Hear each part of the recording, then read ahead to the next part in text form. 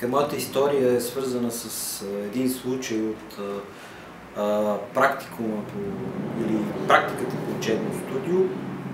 Тогава Теодора Петрова водеше упражненията по тази дисциплина. Само за секунда. Упражнения ли бе? Да, упражненията по тази дисциплина.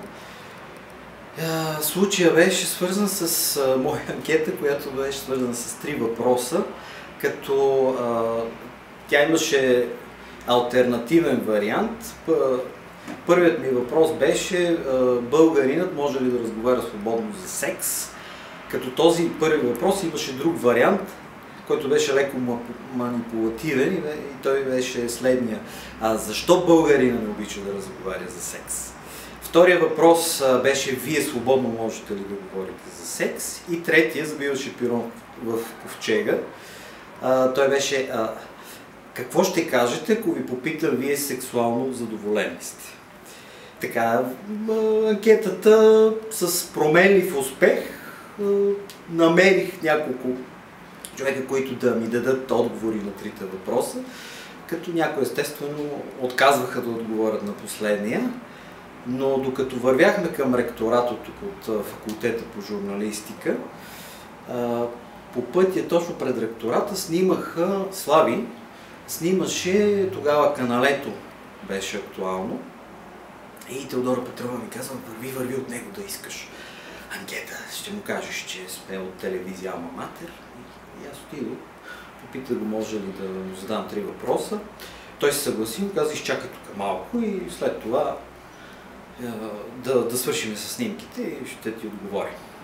Връща се след 15 на минути и какво се случва? Задавам му първия въпрос.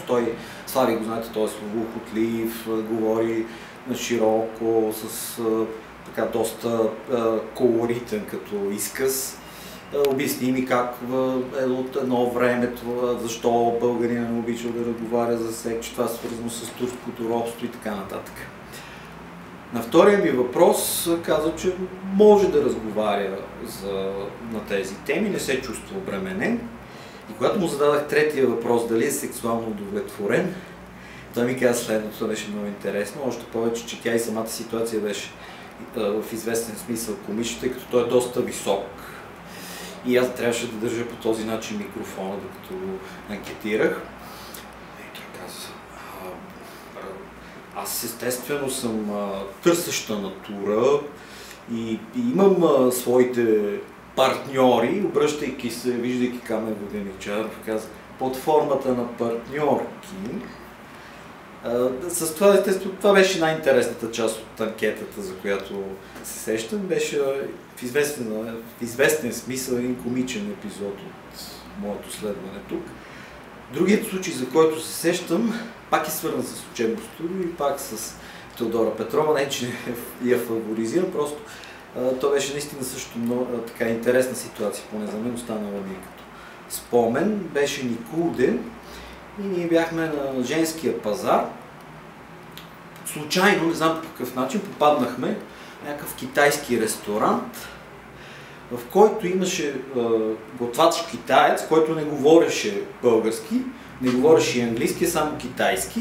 И имаше един сервитьор, който говореше английски и можеше и да говори естествено и китайски. Техния си китайски, не знам кой точно диалект. Ние го накарахме да накара готвача да ни разкаже как се готви риба на китайски. Естествено готвача говореше на китайски, сервитьора на криволяв английски. Идеята на Теодора Петрова беше аз да превеждам след това, което ми е разказано на развален английски. И цялата история беше фамозна. Не си спомням въобще какво ми казаха. И в крайна сметка нищо не направих, защото тогава естествено не бяхме от най-изпълнителните студенти. В този случай специално не се справих с задачата, не направих превода, още повече, че беше доста труден за изпълнение и с това всъщност са свързани моите 2 основни спомени с факултета и естествено и с тази дисциплина.